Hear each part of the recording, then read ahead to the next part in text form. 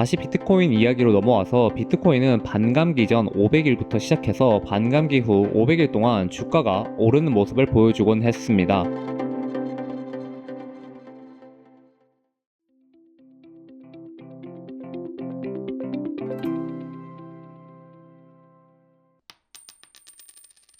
네, 안녕하세요. 트레이딩의 레오입니다. 24년 6월 8일 오늘의 주제는 비트코인이 미친 듯 오르는 32가지 이유인데요. 이번 주제의 근거를 뒷받침할 수 있는 최근 일주일간의 이슈 및 기사를 모아서 빠르게 소개해 드릴 테니 향후 코인에 대한 인사이트 및 체크포인트를 콕 짚고 넘어가시면 좋겠습니다. 먼저 미국 대선이 있는 시기에는 보편적으로 유권자들의 표심을 사로잡기 위해서 시장에 돈을 푸는 유동성 정책을 많이 펼치곤 하는데요. 더군다나 이번에 비트코인 ETF가 승인되면서 제도권으로 들어왔기에 대선 후보들도 유권자들의 표를 얻기 위해 비트코인에 많은 관심을 가지고 있습니다. 또한 1월에 미국에서 비트코인 ETF가 승인된 이후 여러 국가에서 ETF를 승인하고 있는 시점에 최근 호주가 최초 BTC 현물 ETF 거래를 시작했다는 소식을 전했는데요. 최근 홍콩 ETF에 이어서 이제는 더 많은 국가에서 본격적으로 비트코인을 제도권으로 가져오려는 모습을 보이고 있습니다. 추가로 비트코인뿐만 아니라 최근에 블랙락에서 이더리움 현물 ETF를 공식적으로 통과하기 위해서 S-1을 수정한 후 제출했다는 소식이 있었는데요. 비록 스테이킹 기능이 빠진 ETF가 될 가능성이 높겠지만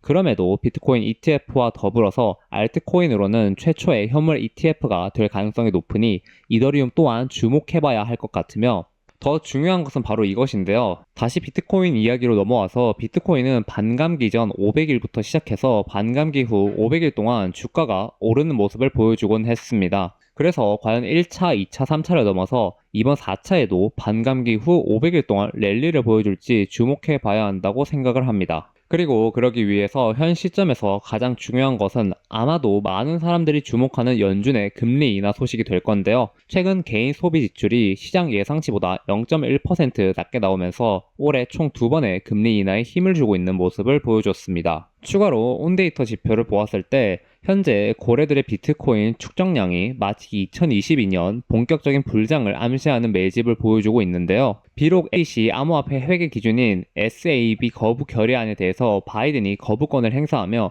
코인 시장에 찬물을 던지는 듯 했으나 앞서 봤듯이 고래들은 축적을 하며 상승 관점을 지키고 있었습니다. 또한 현재 재선을 앞두고 있는 중요한 시점에서 비트코인 유권자들의 표심과는 반대가 되는 행동을 한 부분에 있어서는 많은 대가를 치를 수 있다고 스카이브리지 캐피털 창립자로부터 질타를 받았는데요. 이 외에도 여러 사람들과 유권자들로부터 해당 거부권에 대해서는 질타를 받고 있는 상황이며 분명 향후 이번 거부권이 바이든 재선을 하는 데 있어서 크게 작용을 할 수도 있을 것이라 생각을 합니다. 여기에 바이든과 더불어서 시장에 찬물을 던지는 JP모건도 이더리움 ETF에 대해서 부정적인 시장 반응을 예측한다고 했는데요. 언제나 그렇듯이 제이미 다이먼은 앞에서는 저렇게 시장 참여자들에게 겁을 주고 뒤에서는 몰래 본인들의 몫을 챙기고 있을 것이라 생각하기 때문에 저런 겁주기용 기사에는 속지 않을 것입니다. 제가 이렇게 자신이 있는 이유는 바로 이더리움 온체인에서 볼 수 있는데요. 현재 거래소에 이더리움이 개인 지갑으로 옮겨가고 있으며 이는 이더리움 홀더들이 지금은 거래소에서 본인들의 물량을 팔지 않고 계속 가져가겠다는 것으로 해석이 됩니다. 즉 다시 말해서 향후 이더리움에 더 많은 가격 상승을 기대하고 있는 사람들이 많으며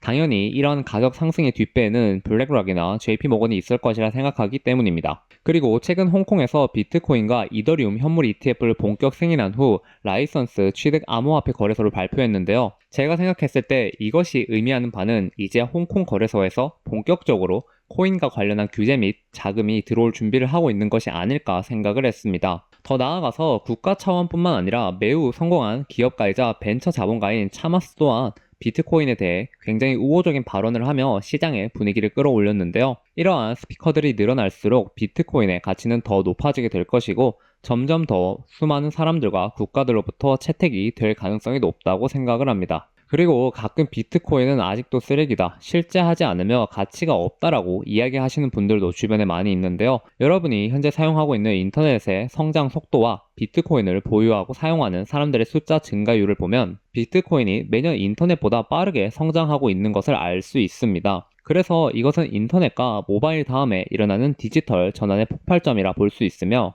그만큼 많이 사용되고 보유하고 있다는 것은 충분한 가치를 지니고 믿음이 있는 자산이 될 수 있음을 의미한다고 생각합니다. 다시 온체인 데이터로 돌아와서 보시면 그러한 사람들의 믿음과 가치 덕분에 비트코인의 축적량은 감소하지 않고 꾸준히 증가하고 있는 것을 알 수 있었는데요. 비트코인뿐만 아니라 스테이킹 기능 때문에 증권이라 분류받고 그렇게 소외받으면 이 신청도 안 될 것 같았던 이더리움의 축적량 또한 폭발적으로 늘어난 것을 볼 수 있습니다. 그리고 여기에 확실한 관심을 보여줄 수 있는 비트코인 현물 ETF의 증가율을 보면 정말 어마무시하게 빠른 성장을 보이고 있다는 것을 알 수 있는데요. 현재 비트코인 가격 대비해서 코인 시장에 참여한 신규 플레이어들이 전에 비해 절반밖에 되지 않는다는 점도 향후 비트코인이 더 상승할 수 있는 상황이라 판단이 됩니다. 왜냐하면 보통의 비트코인 고점은 이제 철수 엄마나 영희 아빠와 같이 비트코인을 모르던 사람들도 너도 나도 시장에 참여하게 될 때가 고점이기 때문인데요. 현재는 그 비율이 절반밖에 오지 않았다는 것을 알 수 있습니다. 또한 현재 금융 허브라고 불리는 홍콩에서 비트코인과 이더리움 ETF가 승인되었다는 부분은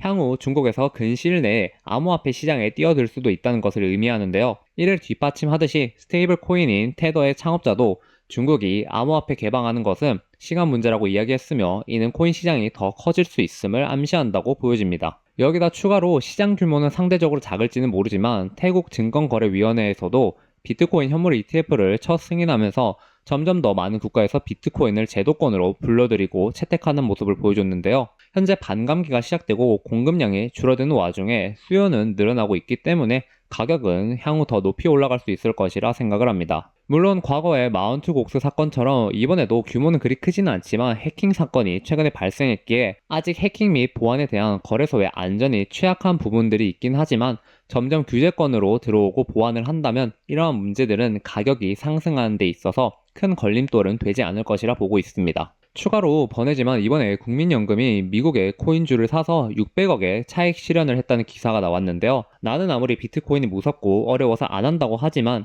정작 우리가 매달 꼬박꼬박 내는 이 국민연금에서는 코인과 관련한 투자 및 트레이딩을 하고 있으며 그만큼 거래소가 되었든 채굴 업체가 되었든 코인에 대한 가치가 있기 때문에 이렇게 투자를 하며 시세 차익을 만들어냈다고 생각을 합니다. 다시 이더리움 이야기로 잠시 돌아와서 ETF 전문 애널리스트 에릭 발추나스에 따르면 이더리움 레버리지 ETF가 유의미한 거래량을 기록하며 시장 참여자들의 관심을 받았다는 것을 보여줬는데요. 현재 블랙락의 수장인 레리 핑크가 모든 자산을 토큰화하기 원하는 이 시점에서 어떤 네트워크가 가장 많이 쓰이는지 아시나요? 물론 이 외에 솔라나 네트워크도 사용이 되고 다른 네트워크도 사용이 되지만 이더리움의 네트워크가 압도적으로 많이 사용이 되고 있으며 그만큼 블랙락에서 본인들의 현실화를 위해 이더리움을 많이 밀어주고 있다는 것을 알 수 있었으며 이러한 이유 때문에 우리가 비트코인과 더불어서 이더리움도 주목을 무조건 해야 한다고 생각을 합니다. 물론 게리 겐슬러가 이더리움을 밀당하며 코인 밀당남으로 시장 참여자들에게 이야기했지만 이것은 시기의 문제이지 결국 이더리움도 비트코인과 함께 성장할 수밖에 없다고 생각을 합니다. 블랙락의 비트코인 현물 ETF가 최단 기간에 200억 달러를 돌파한 것처럼 이더리움 현물 ETF도 충분히 시장의 관심을 받고 가격이 높게 상승할 수 있을 것이라 생각을 하는데요. 물론 미국 주식 시장을 추종하는 SPY와 VOO를 턱끝까지 쫓아온 것처럼 빠르지는 않을지라도 분명 역사적인 기록을 갈아치울 수 있을 정도로 자금이 몰려올 수 있다고 생각을 합니다. 그렇게 생각하는 이유는 바로 M2가 앞으로 증가하게 될 것에서 아이디어를 얻었는데요. 보시게 되면 M2가 증가하면 비트코인의 가격은 올라갔고 반대로 감소하면 떨어진 것을 알 수 있습니다. 이 시기에 당연히 이더리움 또한 비트코인과 비슷한 가격 흐름을 보여줬다는 것을 기억하실 텐데요. 이번 하반기에 만약 금리 인하가 시작되고 시장의 유동성이 풀리게 되면 당연히 M2 증가는 폭발적으로 일어나게 될 거고 그에 따라서 코인과 자산 시장 또한 급격히 올라가게 될 것이라고 보고 있습니다. 추가로 미국의 3대 운용사 피델리티의 임원은 비트코인을 포트폴리오에 5% 투자를 권장한다고 이야기를 했는데요. 5%가 적은 숫자일지는 모르겠지만 현재 모든 자산 시장에서 코인 시장은 0.5%밖에 되지 않기 때문에 만약 모든 기관과 국가에서 포트폴리오에 5%의 비트코인을 담는다면 향후 몇 배는 더 오를 수 있는 가능성이 존재한다고 생각을 하고 있으며 이러한 부분을 고려해서인지 바네크의 CEO는 비트코인이 향후 5년이나 10년 안에 금 시가총액의 절반 이상이 될 것이라 이야기를 하기도 했지만 이것이 완전히 불가능한 부분은 아니라고 생각합니다. 자, 이제 슬슬 마무리를 해볼까 하는데요. 대한민국 금융위에서도 이달 말까지 가상자산가를 만들 예정이라고 이야기했으며 정식적으로 비트코인을 규제권 안으로 넣으려는 움직임을 보이고 있습니다. 물론 미국은 이전부터 비트코인을 규제권으로 들여왔기 때문에 이미 나스닥 상장사에서조차 비트코인을 가지고 있는 곳이 많이 있는데요. 그렇기에 대한민국도 이러한 가상자산과 신설과 규제권으로 비트코인을 빠르게 들여오는 것이 국가 성장 및 디지털 자산 시장 발전에 도움이 될 것이라 생각이 됩니다. 추가로 현재 유럽이 19년 이후 처음으로 금리 인하를 시작하면서 미국 또한 금리 인하를 조만간 하게 될 것이라는 기대감을 형성해 줬는데요. 현재 지지율 1% 차이까지 좁힌 바이든이 승부를 뒤집기 위해 금리 인하를 빠르게 할지 아니면 트럼프가 비트코인을 앞세워 크립토 유권자들의 마음을 확 사로잡을지 주목해보는 것도 중요할 것이라 생각합니다. 추가로 애니모카 브랜드 창립자가 홍콩이 미국보다 빠르게 이더리움 현물 ETF에 스테이킹 기능을 추가하게 될 것이라 말하며 시장에 관심을 주목시켰는데요. 만약에 스테이킹 기능이 들어가게 되면 이더리움 ETF는 굉장히 매력적인 상품이 될 수 있을 것이라 보이며 나중에 비트코인이 급격히 상승한다면 달리는 말에서 더 빠르게 올라갈 수 있을 것이라 생각합니다. 차트상으로는 현재 커브 곡선으로 보았을 때 15만에서 16만 달러가 이번 사이클의 고점이 될 수 있을 것이라 보는 사람들이 많이 있는데요. 존 템플턴의 마켓 사이클을 보았을 때 현재는 중간쯤 어딘가에 있다고 생각을 하며 만약 그 고점이 유포리아 구간에서는 관계에 의해서 충분히 앞서 말한 가격보다 더 높게 올라갈 수 있지 않을까 조심스럽게 생각을 해봅니다. 현재 미국의 달러 가치는 보시는 것과 같이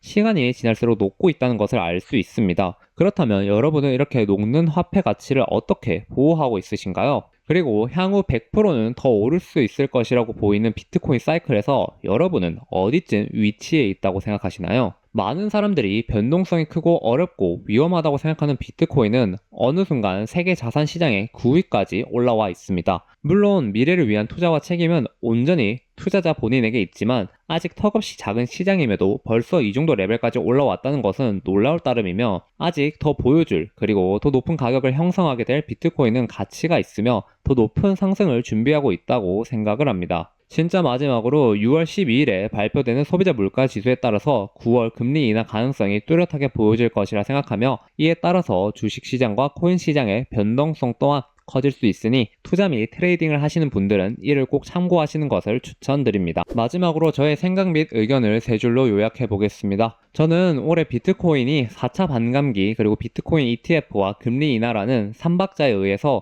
가격이 높게 형성이 될 것이라 생각을 하며 전 세계적으로 많은 국가들이 비트코인 현물 ETF를 승인하면서 다 국적의 기관 및 투자자들의 돈이 미친 듯이 들어올 것이며 이는 가격 상승을 유발시키는 촉매제가 될 수 있다고 생각을 합니다. 마지막으로 비트코인의 자산 가치는 은을 뛰어넘어서 전체 자산 시장의 탑5까지 들어갈 수 있게 될 것이라 생각을 하는데요. 과연 비트코인이 어디까지 올라가게 될지 그리고 그렇게 올라가는 과정에서 어떠한 사건들이 일어나게 될지 같이 주목해보면 좋을 것 같습니다. 추가로 네이버 프리미엄 콘텐츠에 오늘 말씀드린 모든 정보와 자료들은 깔끔하게 정리해 두었으니 정리된 포스팅을 보고 싶은 분들은 이를 확인해 주시면 많은 도움이 되실 거라 생각합니다. 오늘도 영상 시청해 주셔서 감사드리며 도움이 되셨다면 좋아요와 구독 그리고 알람 설정까지 부탁드리겠습니다. 끝으로 네이버 프리미엄 콘텐츠의 경우에는 네이버 검색창에 레오 트레이딩이라 입력하신 후 가장 상단에 있는 부분을 클릭하시면 보실 수 있는데요. 오늘 영상에서 소개드린 모든 정보와 자료들을 자세히 보실 수 있으며 이 외에도 국내 주식 공부방과 비트코인 공부방에서 다양한 자료와 인사이트를 얻을 수 있습니다. 마지막으로 더 많은 분들이 좋은 정보 얻을 수 있도록 월간 구독권을 최저 가격인 900원으로 낮췄으며 상단을 보시게 되면 신규 구독자분들에 한해서 100% 무료 쿠폰을 지급하고 있으니 이 기회 놓치지 마시고 프리미엄 콘텐츠를 무료로 즐겨보시길 바랍니다. 이상 레오 트레이딩의 레오였습니다.